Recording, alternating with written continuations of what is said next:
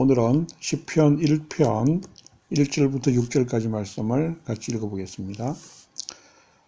복 있는 사람은 악인들의 꾀를 따르지 아니하며 죄인들의 길에 서지 아니하며 오만한 자들의 자리에 앉지 아니하고 오직 여호와의 율법을 즐거워하여 그의 율법을 주야로 묵상하는도다. 그는 시냇가에 심은 나무가 철을 따라 열매를 맺으며 그 잎사귀가 마르지 아니함 같으니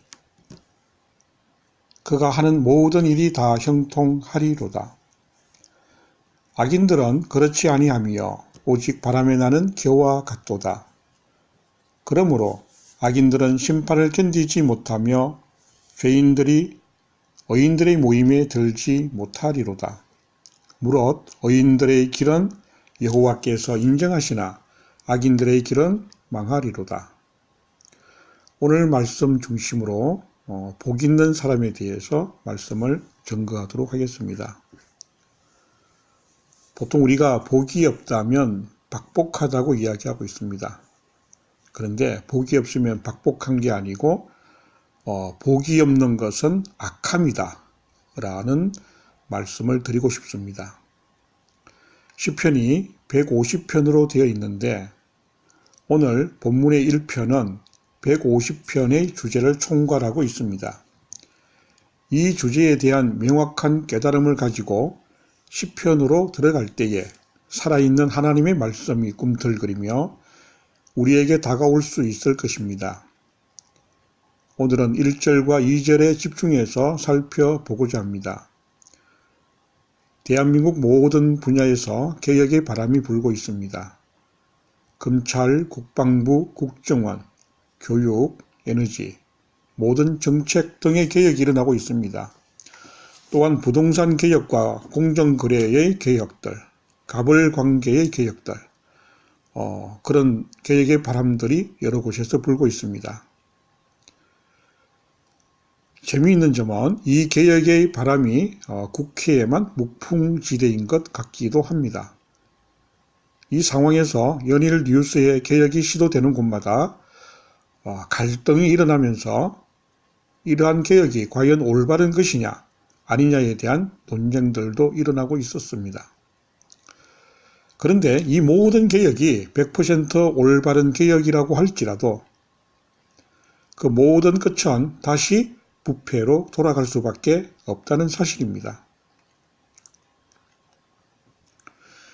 지금 온전한 복지를 이루었다고 하는 서구 사회가 그러한 벽에 부딪히고 말았습니다. 영국에서 요람에서 무덤까지라는 말이 나왔는데 그 영국이 이제 편안하지를 못합니다. 모든 개혁은 복 개념의 개혁으로부터 출발하지 않으면 안 되기 때문입니다. 복 개혁의 개혁이 일어나지 않고 제도적인 개혁에 머무른다면 언제나 한계는 찾아오기 마련입니다. 일시적으로 좋은 것 같은 상황이 되어도 다시 부패하고 마는데 우리는 이것을 잊지 말아야 하겠습니다. 그렇다면 이 복개혁이라는 것이 무엇일까요? 우리가 짚고 넘어가야 할 것이 있습니다. 우리는 복 없다는 말을 할 때에 박복하다라고 이야기하고 있습니다. 비극적인 스토리의 주인공을 떠올리면 금방 이해할 수 있습니다. 남편 복 없고 자녀 복 없고 건강 복도 없습니다. 시댁 복도 없고 친정 복도 없고 아무 복도 없습니다. 우리는 이러한 박복한 사람이 되고 싶어 하지는 않습니다만은 이런 사람을 보면 연민의 정을 느끼기도 합니다. 그런데 이 박복함을 오늘 본문에서는 연민이나 동정의 대상으로 보지 않고 있습니다. 박복함을 선악의 판단에 의해서 중립적인 상태로 여기는 것이 아니라 곧 악한 것이고 죄인이며 오만한 자의 자리에 앉는 것이라고 평가하고 있습니다. 도대체 박복함이 왜 악한 것이 된다는 것일까요? 이렇게 이야기하면 사람들은 언뜻 가난이 죄인가요? 가난이 죄라고요? 하는 말을 떠올리게 됩니다. 어느 큰 교회에서 오중복음, 삼중축복을 이야기하면서 가난이 죄라고 했습니다.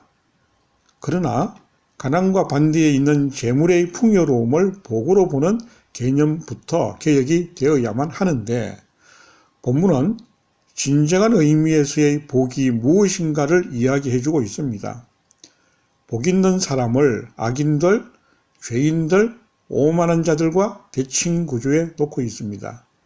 이러한 대칭 구조에서는 복 있는 사람과 악인 사이에 끼어 있는 중립적인 사람은 없습니다.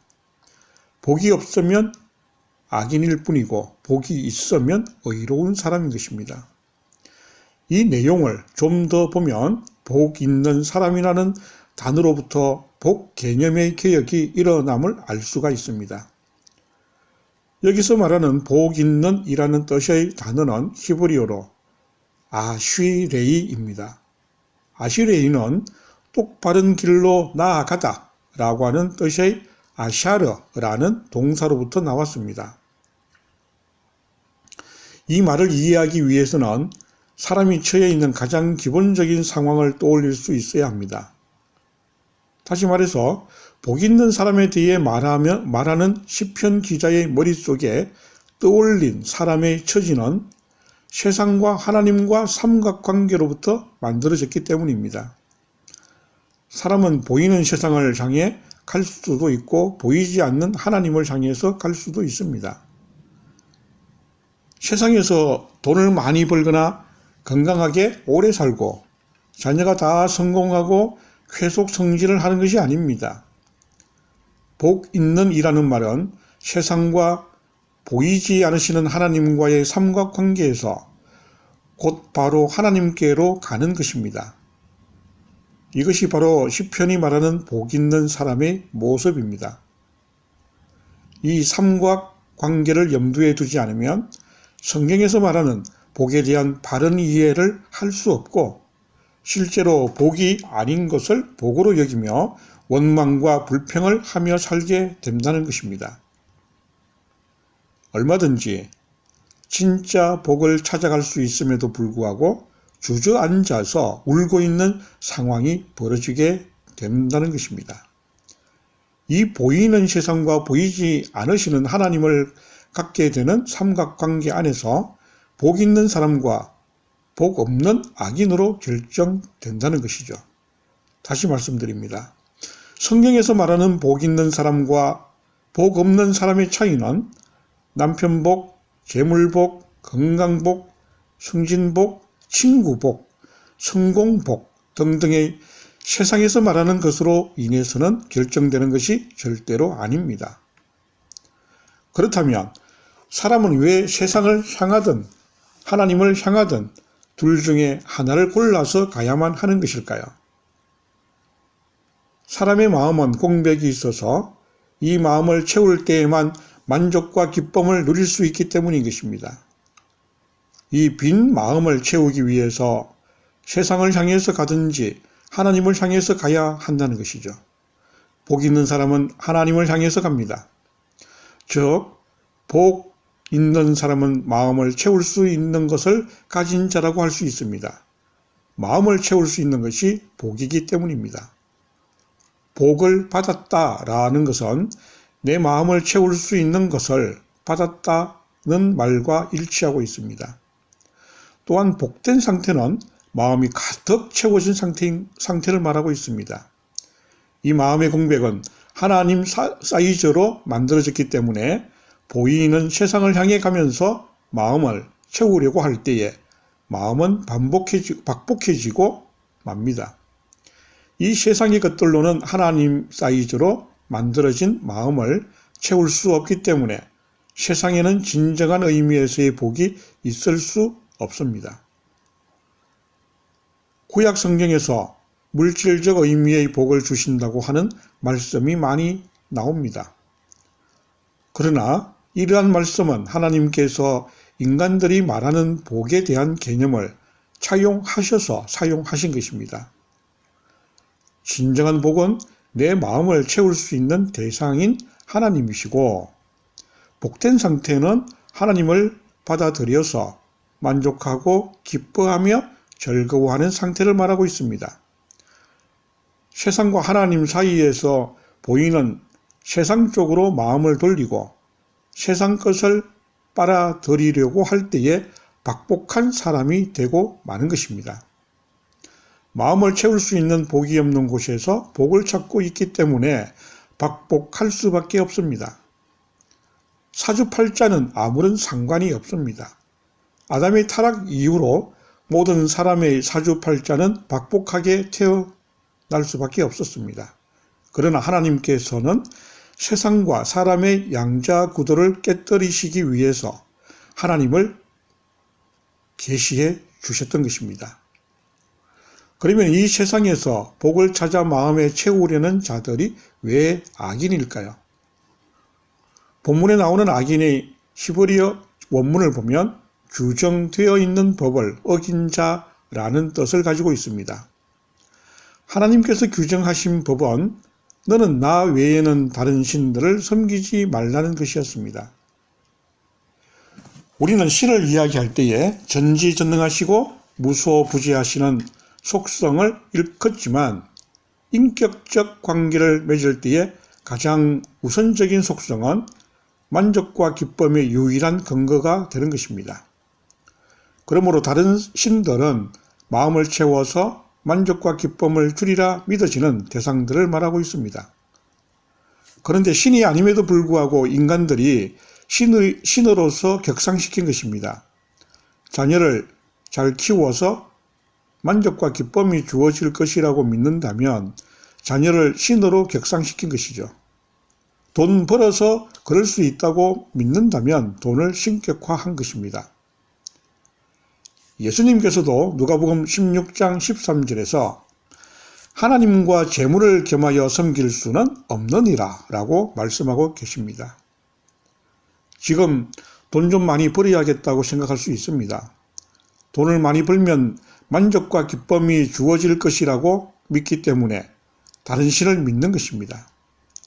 이것이 바로 악인이 되는 것이고 동시에 박복한 사람이 되는 일입니다. 돈을 벌어서 만족하고 기뻐하려는 사람이 악인이고 악인의 꾀는 그가 돈을 벌기 위해 생각하는 방법론이 된다는 것이죠. 하나님으로 마음의 만족과 기쁨을 얻으려는 복 있는 사람은 이 악인들의 꾀를 따르지 않는다고 말하고 있습니다. 다시 말해서 세상으로 기쁨과 만족을 삼으려는 자들이 악인이라고 하는 것이죠. 그렇게 마음에 담은 것을 손에 쥐기 위해 활동하는 자들이 바로 죄인인 것입니다. 오만한 자는 그렇게 죄인으로 활동해서 자기가 원하는 것을 얻는 자들을 말하고 있습니다. 자녀의 성공을 얻고 성질을 얻고 건강을 얻었습니다. 세상에서 복으로 일컫는 다른 신들을 섬기며 실제로 손에 쥔 자들입니다. 그러나 이들의 마음은 채워질 수가 없습니다. 마음이 만족하다라는 것은 더 이상 필요를 느끼지 못하는 상태를 말하고 있습니다. 그러나 돈을 많이 가졌는데도 채워짐을 느끼지 못하고 더 이상의 것을 요구하게 됩니다. 그것만 있으면 행복하고 만족할 줄 알았는데 전혀 아님을 느끼고 깜짝 놀라게 됩니다. 그럴 때에 오만함이 나타나는데 타인을 멸시하고 모욕하게 된다는 것이죠. 돈을 많이 번 사람이 돈으로는 채워지지 못함을 알았을 때에 자기처럼 돈을 벌려고 애를 썼지만 못 번 사람들을 멸시하게 됩니다. 내가 공부를 많이 해서 만족할 줄도 알았습니다. 그런데 공부를 아무리 해도 끝도 없고 만족도 없는 것입니다. 그럴 때에 자기보다 공부를 못하는 사람을 보면서 멸시하게 됩니다. 그로부터 만족과 기쁨을 얻으려고 합니다. 이상하게도 돈 많은 사람들끼리 계층을 형성하고 돈 없는 사람들이 그 틈으로 끼어드는 것을 굉장히 싫어하고 막으려고 합니다. 요즘 뉴스에 나오는 갑질이 대표적인 예입니다. 전국적으로 체인망을 형성하고 있는 본사의 회장이 지점의 점주를 박해하다시피 해서 이권을 탈취하는 일이 얼마나 많습니까? 이런 일이 왜 생기는가를 생각해 봅니다. 우리처럼 없는 사람들의 입장에서 보자면 그 정도 가졌으면 부족할 것이 없을 것 같습니다. 그러나 그렇지가 않습니다. 심지어 지점장들은 밥이나 먹고 애들 교육이나 시킬 수 있으면 된다 라는 말을 하는 사람을 직접 본 적도 있습니다. 그 이상을 추구하는 것을 보기 싫어서 더 많이 뜯어간다는 것입니다. 정말 놀랍지 않습니까? 권력을 잡은 사람들은 다른 사람들이 자기처럼 권력층으로 올라오는 것을 매우 싫어합니다. 기존의 권력층들끼리 힘을 합쳐서 눌러서 그 자리에 머무르게 합니다. 권력을 가져도 기쁨이 없기에 권력 없는 사람들을 무시하며 기쁨을 찾으려는 것이죠. 돈을 가져봤자 기쁨이 없기에 돈 없는 사람들을 무시하며 기쁨을 얻으려고 하는 것이죠. 나아가서 이 오만한 자들은 하나님을 가지지 않아도 다 누릴 수 있다는 생각에 이르게 됩니다. 복 있는 사람이 좌로나 우로나 치우치지 않고 바르게 가는 사람인 이유가 무엇일까요? 하나님을 믿는 사람들은 많이 있습니다. 그러나 마음이 먼저 세상에 가 있는 경우가 너무 많습니다. 돈을 붙잡고 사업을 붙잡고 자녀의 형통 등을 붙잡은 상태에서 하나님을 찾으려고 합니다. 이것은 하나님을 찾는 것이 아니고 하나님을 허락받을 수도 없습니다. 신앙은커녕 지독한 자기 기만이고 하나님을 만홀히 여기는 행동이며 다른 신을 섬기며 하나님의 이름을 망령되게 일컫는 행위인 것입니다. 그러므로 우리는 어디를 거치는 것이 아니라 곧바로 하나님을 향하는 것이 매우 중요합니다. 마음이 먼저 세상으로 가게 되면 하나님을 찾아도 죄악 가운데 있을 수밖에 없고 하나님을 무섬처럼 끌어들이려고 합니다. 복은 나의 빈 마음을 채울 수 있는 것입니다. 마음이 채워진 상태가 바로 복된 상태인 것입니다. 우리는 항상 세상과 하나님과의 삼각관계에서 복의 문제를 해결해야만 하는 입장에 있습니다. 그때에 복 있는 사람은 곧바로 걸어가는 사람입니다. 마음의 공백을 채우기 위해서 세상으로 가거나 세상에서 마음을 채우기 위해 하나님을 이용하려는 것이 아닌 곧바로 하나님께로 보내는 것입니다. 곧바로 마음을 하나님으로 채우고 기쁨과 만족은 하나님께만 있다고 믿는 사람이 시편 1편에서 이야기하고 있는 복 있는 사람인 것입니다. 오늘은 1절밖에 못했습니다만 이것이 그만큼 중요한 것입니다. 시편 전체를 이해하기 위한 전제가 되는 것이고 기초 능력이 되는 말씀입니다. 복이 있느냐 없느냐를 결정하는 구도는 곧 삼각관계의 구도임을 잊지 마시길 바랍니다. 악인은 빈 마음을 이 세상에 있는 어떤 것들로 채울 수 있다고 믿는 자들입니다. 죄인은 그렇게 믿고 실제로 그것들을 쥐기 위해 움직이는 자들입니다. 오만한 자들은 그것들을 가졌음에도 불구하고 채워지지 않는 마음을 채우기 위해 자신과 똑같은 길을 가려는 자들을 멸시하는 자들입니다. 또한 우월감을 통해서 하나님 없이도 얼마든지 세상에서 만족과 기쁨을 누릴 수 있다고 믿는 자들인 것입니다. 자, 기도하겠습니다. 하나님 아버지, 복 있는 사람으로 결정되는 삼각관계의 구도를 잊지 않게 하여 주시옵소서. 십자가 생활화를 통하여 보이고 들리는 세상 쪽으로 끌려가는 마음에 날마다 죽음을 선포하여 곧바로 하나님께로 가는 자들이 되게 하여 주시옵소서. 예수님의 이름으로 기도하옵나이다. 아멘.